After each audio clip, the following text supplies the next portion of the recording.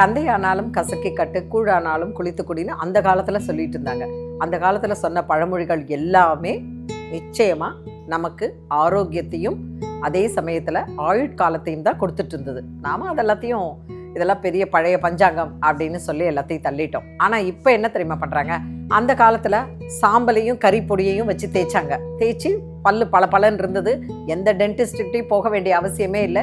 70 வயசு ஆனாலும் முறுக்கு எடுத்து நல்லா நறுக்குன்னு நல்லா சாப்பிட்டுட்டு இருந்தாங்க. பட் இந்த காலத்தில் நம்மளுடைய பல்லை நம்ம கவனிக்கிறதே இல்லை.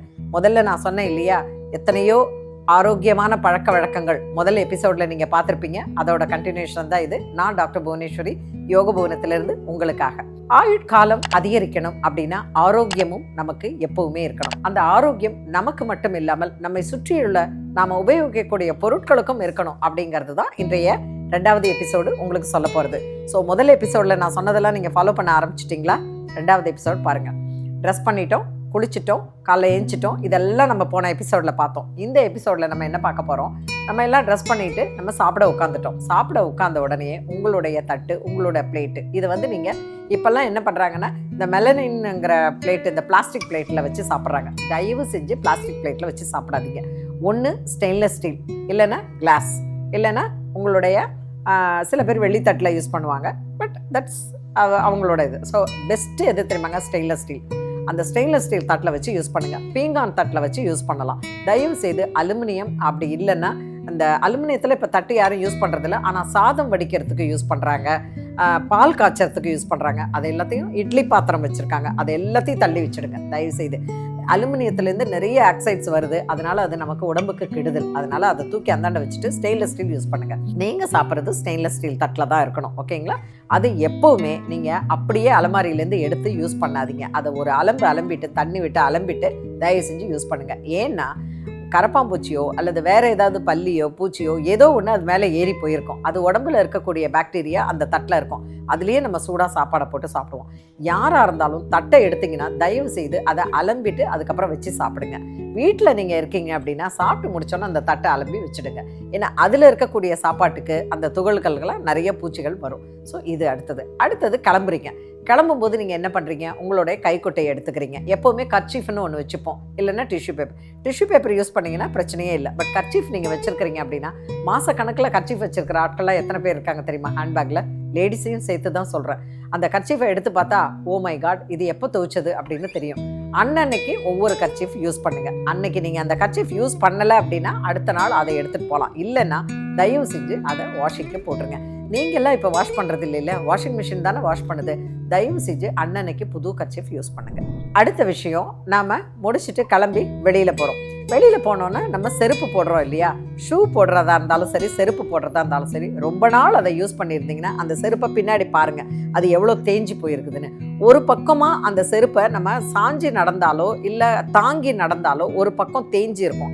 அந்த தேஞ்ச செருப்பினுடைய அந்த இடத்துல பகுதியில் கால்கள் அழுத்தப்பட்டு அதனால் காஃப் மசில் பெயின், அதனால் இடுப்பு வலி, அதனால் கால் வலி வரும். அதனால் 1 வருஷம் 6 மாதம் அப்படின்னு நீங்கள் யூஸ் பண்ணும்போது அந்த செருப்பு தேஞ்சு போயிடுச்சுன்னா தயவு செய்து அதை தூக்கி போட்டுடுங்க. அது பிஞ்சதுன்னா அதை உடனே தைச்சி திருப்பி போட்டுக்காதீங்க. தயவு செஞ்சு தூக்கி போட்டுடுங்க. தூக்கி போட்டு புது செருப்பு வாங்குங்க. புது செருப்பு வாங்கும்போது நீங்கள் கடையிலேயே அதை என்ன பண்ணுங்கன்னா, ஒரு 3 தடவை அந்த கடையை சுற்றி நடந்து பாருங்கள். நல்லா நடந்து பார்த்துட்டு உங்களுக்கு அந்த செருப்பு கடிக்கல, உங்கள் காலுக்கு கம்ஃபர்ட்டாக இருக்குன்னா மட்டும் வாங்குங்க. அழகுக்காகவோ விலை உயர்ந்ததாக இருக்குங்கிறவோ அந்த கலர் பிடிச்சிருக்குங்கிறதுக்காகவோ தயவு செய்து வாங்காதீங்க.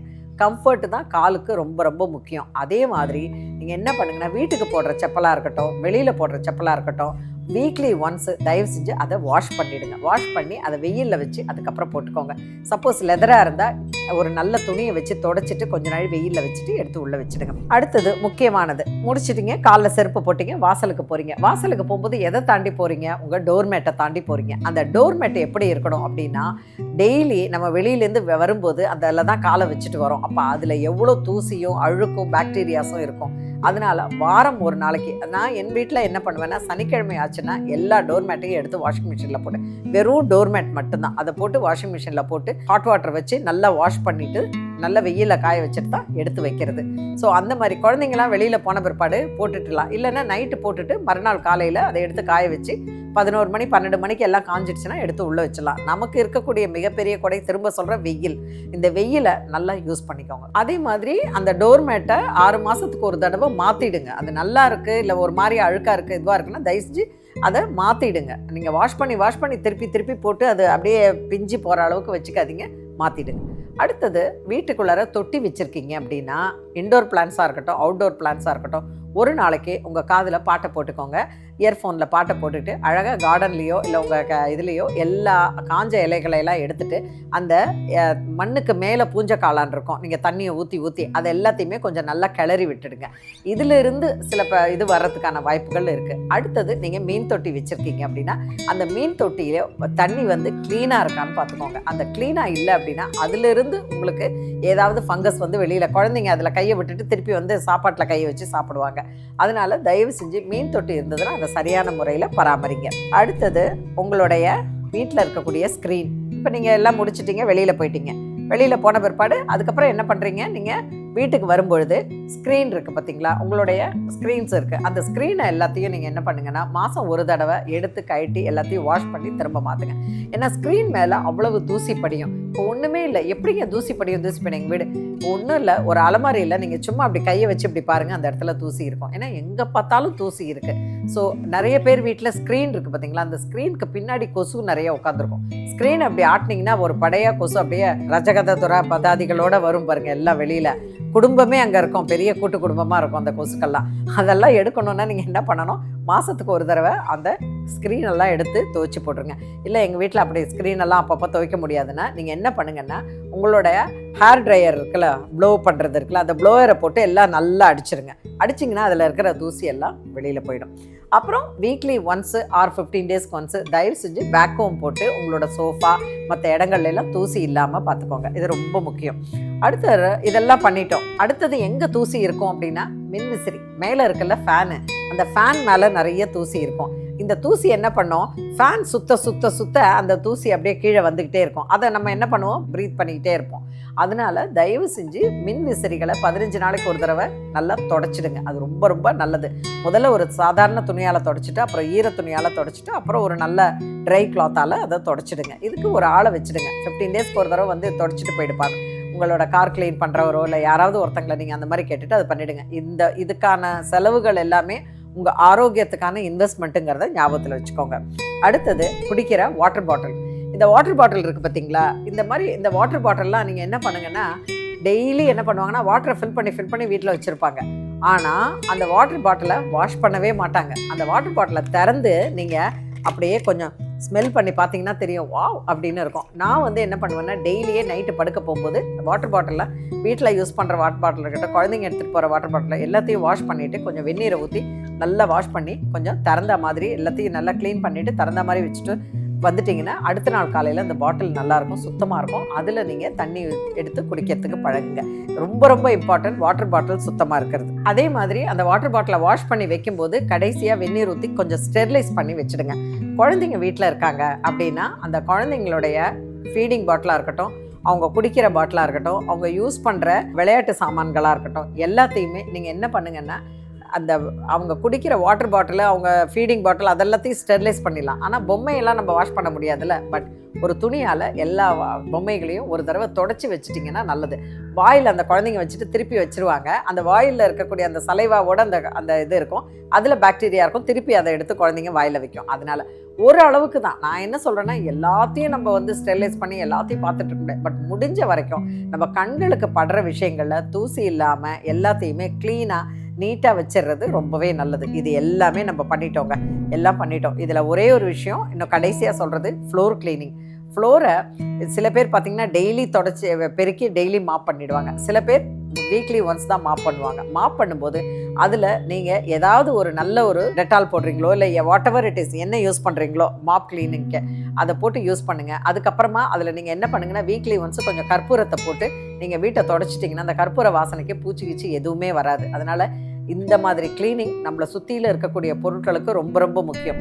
அடுத்தது லாஸ்ட்டாக இன்னும் சொல்ல போனால் டேபிள் மேட், அதாவது டைனிங் டேபிள் போடுற டேபிள் மேட் இருக்கு இல்லையா, அதில் நிறைய சாப்பாடு சிந்தி இருக்கும். அதை எல்லாத்தையும் தொடச்சிட்டு நைட்டு படுக்க போகிறதுக்கு முன்னாடி கொஞ்சம் வெந்நீர் கலந்த துணியால், வெந்நீரில் ஒரு துணியை, ஒரு டவலை பிழிஞ்சிட்டு எல்லாத்தையும் தொடச்சிட்டிங்கன்னா அந்த இடத்துல சாப்பாடு இருக்காது. வீட்டில் சாப்பாடு துகள்கள் இருந்துச்சுன்னா அதுக்கு தான் பூச்சியும் எறும்பும் வரும். லாஸ்ட்டாக சோஃபா கவர்ஸை எடுத்து வாஷ் பண்ண முடியும்னா வாஷ் பண்ணுங்க. அப்படி இல்லைன்னா நல்லா ஹாட் ஏரில் ப்ளோ பண்ணிட்டீங்கன்னா அது உள்ளர அங்கங்கே இருக்கக்கூடிய தூசிகளும் போயிடும்.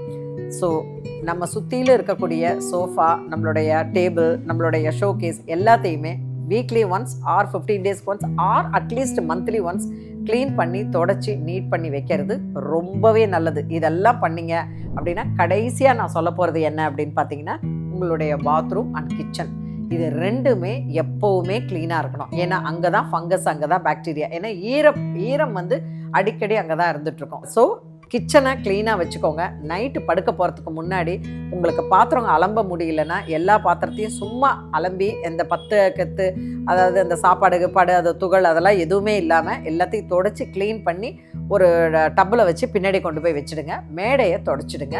வாஷ் பேசினை க்ளீன் பண்ணிவிடுங்க. அப்போ தான் உங்கள் கிச்சனில் கரப்பாம்பூச்சிகள் எதுவும் வராமல் இருக்கும். சாப்பாட்டுக்கு தான் வரும். அதுவும் நைட்டு நம்ம லைட் ஆஃப் பண்ணிட்டு வந்துட்டோம்னா அதுங்களுக்கு ரொம்ப ஜோராக குஷி ஆகிடும். ஆஹா, கிச்சன் எல்லாத்தையும் முடிச்சுட்டு போயிட்டாங்க, இருக்கிறதெல்லாம் நம்ம பண்ணலான்ட்டு. அது மட்டும் இல்லை, அந்த துகளுக்கு வர்றது நேராக அலமாரிக்குள்ளே போகும். அங்கே என்னெல்லாம் நம்ம சரியாக மூடாமல் வச்சுருந்தோம்னா அதுக்குள்ளே போயிட்டு வெளில வரும். நமக்கு ஒன்றுமே தெரியாது. நீங்கள் பாதி ராத்திரியில் வந்து லைட்டை போட்டிங்கன்னா கிடுகிடுன்னு எல்லாம் ஓடும். தயவு செஞ்சு அந்த மாதிரி இருக்காதீங்க. பூச்சி இல்லாமல், அதுவும் எஸ்பெஷலி கரப்பாம்பூச்சி, பல்லி இல்லாமல் உங்களுடைய கிச்சனை பார்த்துக்கோங்க. அடுத்தது பாத்ரூம் எப்போவுமே க்ளீனாக இருக்கணும், நீட்டாக இருக்கணும். மாய்ஸ்சர், அதாவது ஈரப்பசை இல்லாமல் இருக்கணும். குளிச்சுட்டு வந்த பிற்பாடு சுத்தமாக அந்த பாத்ரூமை எல்லாத்தையும் தள்ளிட்டு அங்கே 2 பச்சை கற்பூரம் போட்டிங்கன்னா வாசனையாக இருக்கும், எதுவுமே இருக்காது. ஸோ இதெல்லாம் வந்து நான் ஃபாலோ பண்ணுறது. இந்த ஃபாலோ பண்ணுறதுனால எப்போவுமே நம்மளால் முடிஞ்ச அளவுக்கு நம்ம ஹைஜீனிக்காக இருக்கிறது ரொம்ப நல்லது. ஏன்னா நாம் மட்டும் ஹைஜீனிக்காக இல்லாமல், நாம் மட்டும் சுகாதாரமாக இல்லாமல், நம்ம சுற்றியில் இருக்கக்கூடிய பொருட்கள், நாம் யூஸ் பண்ணுற பொருட்கள் இதெல்லாம் இருந்ததுன்னா நம்மளை பார்த்து நம்ம குழந்தைகளும் நாளைக்கு அவங்க ரொம்ப சுத்தமாக இருப்பாங்க. நம்ம என்ன பண்ணுறோம், நம்ம யூஸ் பண்ணுற பைக்கு, காருக்கு மட்டும் சர்வீஸ் பண்ணுறோம். ஆனால் வீட்டை சுத்தமாக வச்சுக்கிறீங்களா அப்படிங்கிறது இல்லை. அது ரொம்ப ரொம்ப முக்கியம். தயவு செய்து இது எல்லாமே உங்களுக்கு ரொம்ப யூஸ்ஃபுல்லானது தான். எல்லாருக்கும் ஷேர் பண்ணுங்கள். யோகபவனம் சேனலை சப்ஸ்கிரைப் பண்ணுங்கள். மீண்டும் அழகான பல விஷயங்களோடு உங்களை சந்திக்கிறேன்.